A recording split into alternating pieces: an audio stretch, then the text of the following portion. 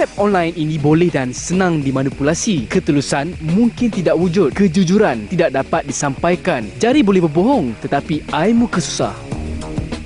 Terima kasih kerana anda terus bersama saya dalam Youtawan dan juga Profesor Madya Dr. Baharudin Abdul Aziz, dan juga di online bersama kami Datuk Saifuddin Abdullah. Datuk, masih bersama kami ya?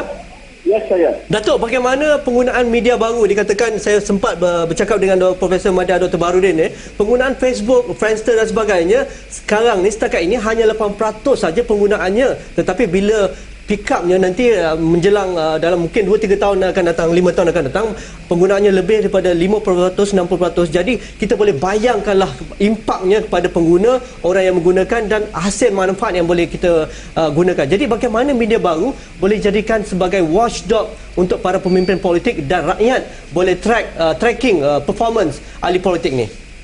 Saya rasa media baru ini mempunyai potensi yang sangat besar. Tadi misalnya kita dengar dalam perbincangan bagaimana Barack Obama menggunakan media baru.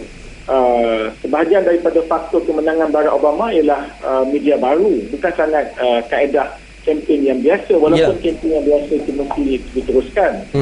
Saya memilih saya kata saya dah ada Facebook dan blog, tapi saya memilih menggunakan Facebook dan start Facebook awal ni kerana saya dapat maklumat yang disebutkan tadi itu. Memang sekarang belum begitu ramai, tapi this is the fastest growing communication technology yang digunakan terutamanya oleh orang muda. Dan kalau UMNO dan Barisan Nasional nak mendekati orang muda yang sekarang ni kita ada masalah, inilah caranya. Saya fikir mungkin ada cara lain, tapi this is one of the most satu daripada cara yang paling penting.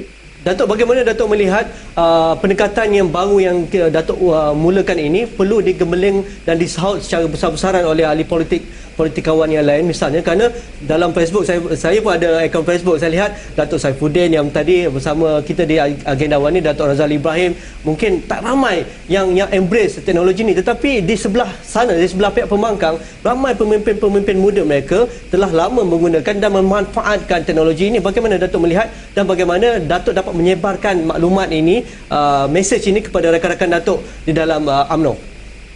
Ya, kita cuma boleh mencadangkan. Saya rasa ini antara perkara yang mungkin dibincangkan dalam majlis tertinggi yang akan datang. Bagaimana penggunaan ICT ini perlu ditingkatkan oleh pemimpin UMNO dan Barisan. Dan Datuk Najib pun sebut dengan jelas bahawa kita memang ke belakang. Lebih baik kita perbaiki prestasi kita dalam hal ini. Saya ingat ini kita tak ada pilihan lah. Kita mesti teruskan apa yang sekarang ini orang panggil dunia sekarang inilah dunia politik.com. Okey, terima kasih Datuk. Teruskan bersama saya. Kita akan terus bersama langsung dengan Datuk dalam masa ke semasa ya Datuk ya. Okey, thank you. Terima kasih. Kita dengarkan pandangan seterusnya melalui Facebook. Lokman, teruskan. Kempen Presiden Barack Obama tu adalah salah satu contoh klasik kempen politik yang berjaya menggunakan media baru. Mesej yang cuba disampaikan berlaku dalam masa yang cukup singkat dan berkesan. Inilah apa yang masyarakat mahukan, iaitu seorang pemimpin yang bukan setakat mempunyai ide yang bernas tetapi juga mempunyai kemahiran menggunakan teknologi baru bagi mendekatkan diri dengan. Bagi pendapat saya, cara ini salah satu cara yang kreatif dan paling dekat bagi kita rakyat biasa untuk meluahkan pendapat pada pemimpin negara. Tetapi cara ini ada pro dan kontranya. Mungkin pihak yang tidak bertanggungjawab atau yang tidak berpuas hati boleh menghantar bermacam-macam komen dan cumuhan kepada pemimpin yang mereka tidak suka. Tetapi kita melihat pada aspek kebaikannya. Cara ini adalah cara yang paling dekat dan paling efektif untuk merapatkan jurang antara pemimpin dan juga rakyat.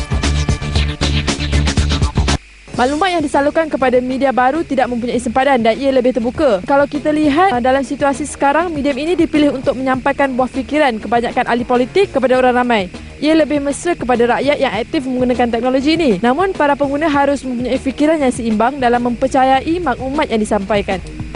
Terima kasih Kawan Zaman yang menghantar rakaman audio tadi, dan juga Hafiz Yusof daripada Putrajaya, Syahrizal daripada Kelantan, Malina daripada Keramat. dan juga Eddie daripada Kuala Lumpur. Prof, tadi kita dah dengar pendapat Datuk Saifuddin dan juga rakan-rakan melalui Facebook, email dan juga rakaman audio tadi. Kita melihat ini satu platform orang muda lah. Orang muda dia nak sesuatu yang seksi, sesuatu yang cool. Tetapi kalau orang politik tak dapat memberikan sesuatu yang cool pada mereka ni, nampaknya mereka menjarakkan diri kepada penyokong dan juga pemilih mereka pada masa akan datang. Ya, memang saya setuju Nazri ya. Kalau kita tengok dari segi fenomena, kita kena lihat dari segi connectivity, mobility, interactivity, convergence.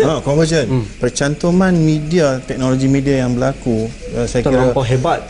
Dalam tiga dekad yang lampau ni, perkembangan teknologi media dan ICT ni berkembang yang begitu pesat sekali. Dan tiap-tiap penjelmaan media baru ni akan menyebab ada kesan sampingan kepada masyarakat, ekonomi aktiviti dia dan sebagainya, politik umpamanya. Kalau kita lihat ciptaan percetakan dalam abad ke-15 dulu print media menyebabkan satu revolusi. Dan VCR umpamanya, CD, DVD, percantuman, nanti tak lama yang ni saya boleh tonton mobile TV melalui, tak lama lagi, saya rasa dalam 2-3 bulan pun kita akan dapat servis tersebut iPhone pun dah ada, internet, WiMAX, Wi-Fi dan sebagainya. Jadi sekarang ni pencemahan informasi. Jadi ini satu kelebihan orang politik sebenarnya untuk mendapatkan idea, untuk merangka kerangka polisi dan sebagainya. Buka saja Facebook, tulis saja topik hari ini, minta pandangan orang ramai. Saya rasa beribu, beratus boleh didapat kalau mereka pandai just pick up pada satu dan sebagainya. Tetapi ini tidak dilakukan. Bagaimana boleh mengubah pemikiran orang-orang politik ni supaya menganggap ini sebagai rakan mereka, bukan sebagai lawan mereka? Jangan ingat kena buat bengkel lah. Okey, buat bengkel, tuition, ajar mereka macam mana. Susah lah tu, ni orang lama ni. Okey, Prof, kita rehat sebentar. Selepas ini kita nak lihat bagaimana idea dan juga media baru ini boleh engage secara terus dan menjadi sebagai satu platform untuk mencungkil idea-idea dan rakyat diberi kelebihan, diberi peluang untuk memberi pendapat dalam membuat suatu politik kepada ahli-ahli politik. Kita rehat sebentar, jumpa lagi dalam You Wartawan. Jangan ke mana-mana.